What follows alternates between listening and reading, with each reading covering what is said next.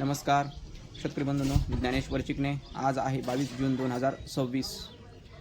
प्रतीक्षेत असलेल्या पावसाच्या प्रतीक्षेत असलेल्या आपल्याला शेतकऱ्यांना आता मान्सूनचा पाऊस कधी येणार आहे आणि कोणत्या तारखेला चांगला मोठ्या क्षेत्रावर पाऊस पडणार आहे आपण या अंदाजामध्येच आपण सांगणार आहोत. आणि हा अंदाज शेतकरी बंधूंनो शेवटपर्यंत पहा. आज 22 आणि 23 तारखेला कोणत्या जिल्ह्यामध्ये आणि कोणत्या भागामध्ये पावसाची शक्यता आहे. एकंदरच या 2 दिवसामध्ये शेतकरी बंधूंनो मोठ्या क्षेत्रावर पावसाची शक्यता नाही आहे. मोठ्या क्षेत्रावर पावसाची शक्यता नाही. मग कुठे पाऊस पडणार आहे मुख्यत्वे तर हा पाऊस आज पडणारा पाऊस हा सोलापूर, सांगली, सातारा या जिल्ह्यामध्ये मात्र बऱ्याच ठिकाणी पडणार आहे.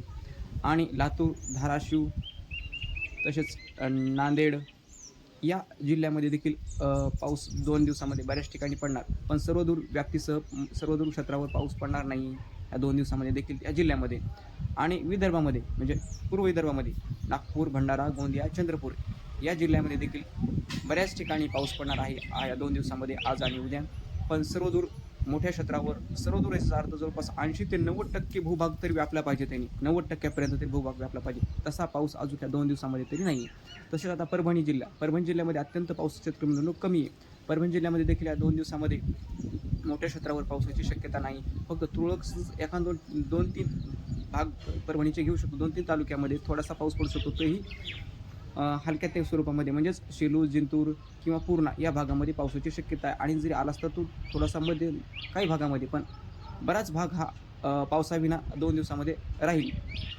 तर हा पाऊस परभणी जिल्ह्यामध्ये कधी पडणार आहे तर शेतकरी बंधूंनो, परभणी जिल्ह्यामध्ये 25 तारखेला पावसाची शक्यता आहे. 24, 25, 26 या 3 दिवसामध्ये मात्र परभणी जिल्ह्यामध्ये मोठ्या क्षेत्रावर पावसाची शक्यता आहे. तसेच बीड जिल्ह्यामध्ये देखील 2 दिवसामध्ये पावसाची अत्यंत कमी शक्यता आहे. पाऊस कमी क्षेत्रावर पडणार आहे. म्हणजेच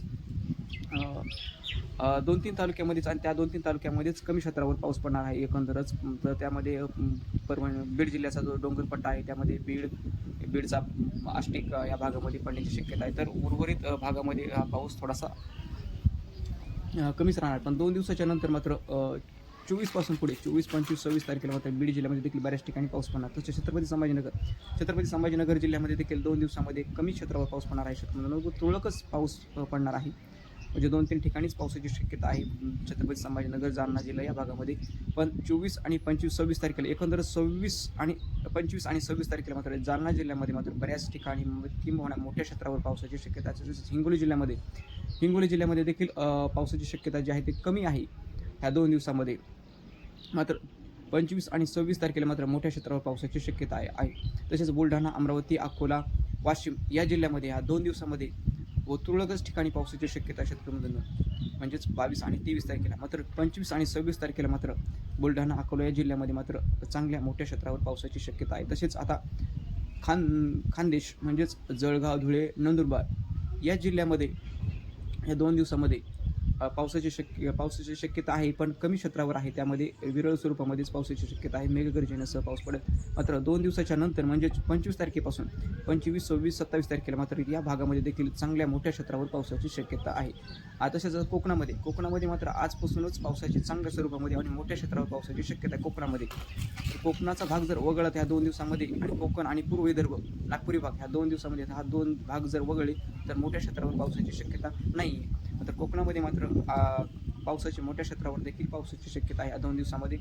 आणि 24, 25, 26, 27 तारखेला कोकणामध्ये देखील मोठ्या क्षेत्रावर आणि जोरदार स्वरूपामध्ये, वाहनी स्वरूपामध्ये आणि अतिवृष्टीसारखा पाऊस हा 26, 27 तारखेला कोकणामध्ये पडण्याची शक्यता आहे. तर अहिल्यानगर जिल्ह्यामध्ये देखील 2 दिवसाच्या नंतरच मोठ्या क्षेत्रावर पावसाची शक्यता, म्हणजे 2 ते 3 दिवसाची, म्हणजे 25, 26, 27 तारखेला एकंदरच अशा प्रकारे राज्यामध्ये पावसाची शक्यता आहे.